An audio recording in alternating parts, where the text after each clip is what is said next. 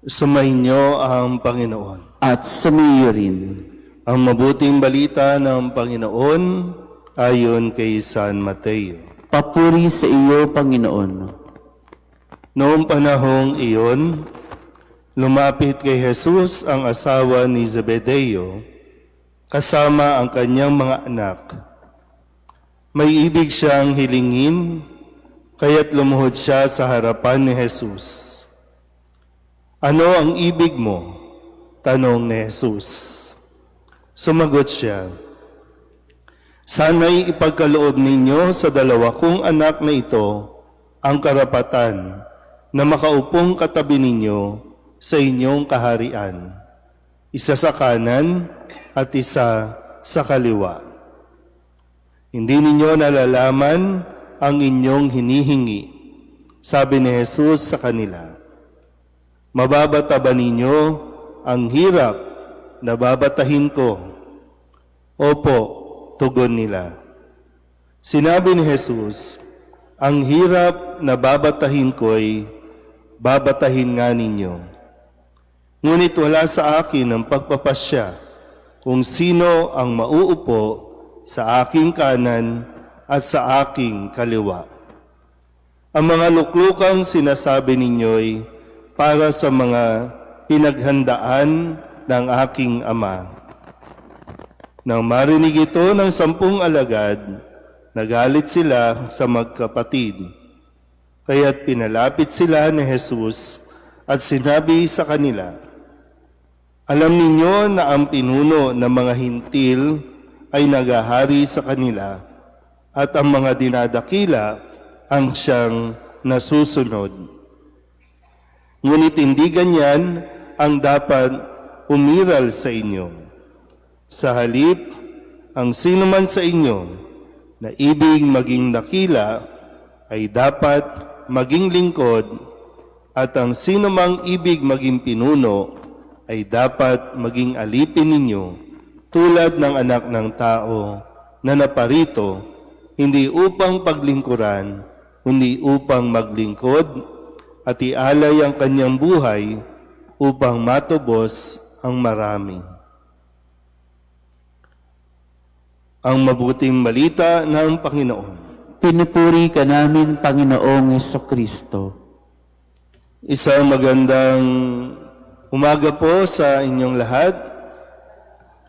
Ngayon po ay August 25 at ngayon ay kapistahan ni Apostol Santiago. Isa sa 12 alagad ng Panginoon at sinasabing si Apostol Santiago ang pinakauna sa mga apostol na ipinapatay ng hari noong panahong iyon dahil sa kanyang pananampalataya o dahil sa pagpapahayag ng mabuting balita. At nawa sa kanyang katapangan sa pagsasabuhay ng pananampalataya, atin din pong unawain ng mabuti. Dahil kung kulang ang ating pangunawa, hindi rin naman magiging matibay ang ating pong pananampalataya na siyang pinagdidiinan sa ating mga pagbasa ngayon. Pero bago po, iyan ay atin munang balikan ng ilan sa mga mensahe ng ating Panginoong Jesucristo na dapat natin tandaan para nang sa ganon ay mas kumapit tayo sa ating pananampalataya ng may paninindigan. Nung Lunes, sa pagharap ni Kristo sa mga taong patuloy na humihingi sa Kanya ng palatandaan, kahit nandiyan na yung palatandaan, marami pa rin ang ayaw siyang tanggapin. Kaya't sinabi ni Kristo, lahing masama at di tapat sa Diyos. Kaya minsan, parang andyan na mismo, kitang-kita na, nasa harap mo na, pero sadyang pinipili mong hindi kilalanin ang katotohanan. Nandyan na, kitang-kita mo na, at nandiyon, kaharap na nila si Kristo, pero patuloy pa rin na humihingi ng palatandaan. Kaya't nasabi ni Kristo itong mga salitang ito na lahing masama at di tapat sa Diyos. Nung Martes, karugtong pa rin, sinabi niya, sapagkat ang sinumang sumusunod sa kalooban ng aking amang nasa langit, ang siya kong ina at mga kapatid. Ito yung panahon naman, habang siya ay nagtuturo, may nagsabi na nasa labas ang kanyang ina at mga kapatid. Pero muli, pinagkadiinan ni Kristo na ang pagiging ina at mga kapatid ay yung mga sumusunod sa kalooban ng Panginoon. At nung Miyerkules, ang sabi din ni Kristo,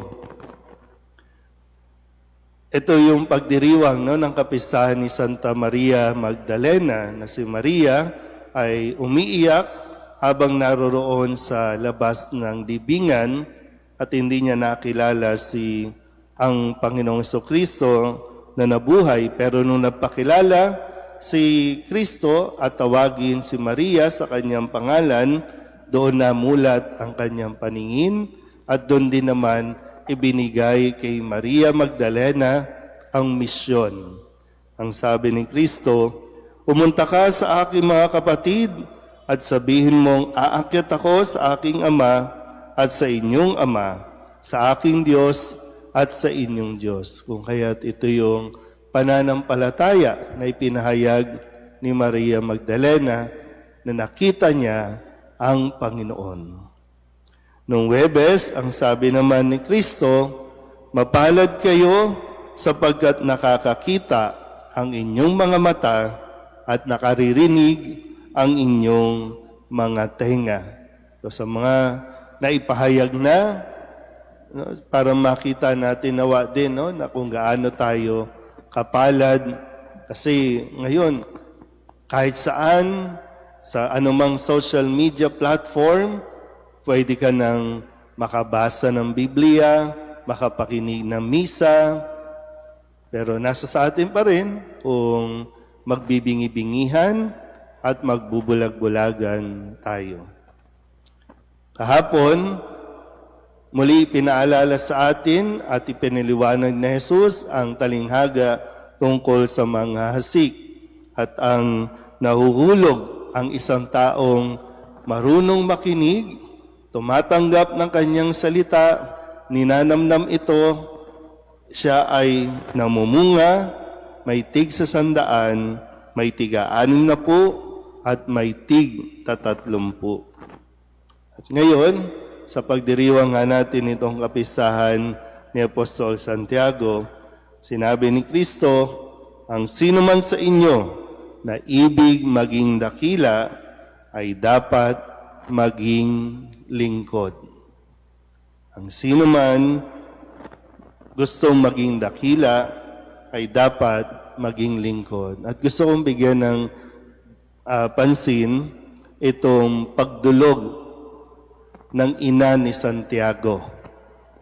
Kasi magkapatid itong si Juan at si Santiago.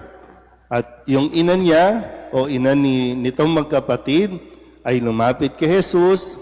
Ito yung paraan na sinasabi nga natin, lumalapit tayo kay Jesus, nagdarasal tayo, humihiling tayo kay Jesus. So ang hiling nung ina ay itong dalawang anak niya maupo sa kanan, maupo sa kaliwa. Special seat, special position. Big time ang request. Maging isa sa kanan at kaliwa. Maging dakila pag si Kristo ay naghahari na. Sa inyo pong mga magulang na naririto, maging sa mga nasa online, ano bang dinadasal ninyo para sa inyong mga anak? Ano ba? Diba? Magandang buhay naman talaga para sa kanila. Gusto nyo maayos ang kanilang magiging kalagayan para sa future nila. Gusto nyo yan, no? Pero kung titingnan natin, pag ninilayan sinagot ni Jesus, sinabing ni Jesus, ng sino mang gustong maging dakila, dapat matutong maglingkod. Hindi po masama na hangarin ninyo na maging maganda ang posisyon ng inyong anak. Hindi masama na ipagdasal nyo sila na sana sila ang susunod na senador. Sana sila ang susunod na mga mayor o president man yan. Hindi masama yan.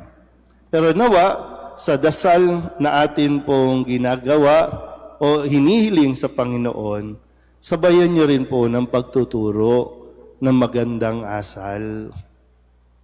Kasi yun yung nawawala. Dasal lang tayo ng dasal na sana yumaman ang anak ninyo, makagraduate ang anak ninyo, maging doktor o kung anumang propesyon, maging chairman, kaya nga ngayon, no? Maging senator. Hindi masama yan. Pero kung puro dasal at hindi nyo tuturuan paano maglingkod, dyan tayo magkakaproblema. Kaya ngayon, marami tayong problema kasi lahat gustong magdakila. Kaya nga minsan, no, may isip mo, itong mga napapanood natin, matataas ang posisyon nito eh. May mga pangalan. Gusto nila maging dakila sa paningin, pero pag pinapanood mo, mga mukhang tanga naman eh. Diba? Mga dakila, pero ba't ganun mag-isip? Ganun sumagot? Kasi nga, nakakalimutan nating turuan paano maglingkod. At yung paglingkod, diba? Sinasabi natin, sa loob lang ng bahay, diba? O gusto mo maging doktor? Gusto mo maging manager?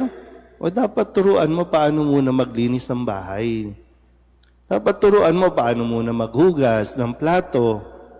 Yung mga basic na ito, nakakalimutan natin o hindi natin tinuturo kasi yun yung paglilingkod. Ay, para bang, ay, hindi yan. Doktor ka, hindi ka dapat gumagawa niyan. Parang laging ganon. Magiging lawyer ka, kaya dapat mag-focus ka lang dyan sa pag-aaral. Hindi ka magluluto, hindi ka maglilinis.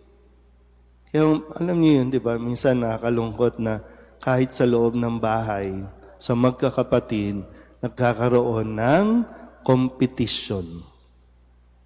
Nagkakaroon ng pagalingan. Kaya, kalaunan, nag-aaway-away sila mismo. So, anong mangyayari sa atin? Kung sa loob nga lang ng bahay, nag-aaway-away na. So, pagdating sa labas, makikipag-away din. Kasi nga, hindi natin iminulat. Kaya ito yung paalala ni Kristo. No, sigurado ba kayo sa inyong hinihiling sa inyong anak? Hindi po masama, no?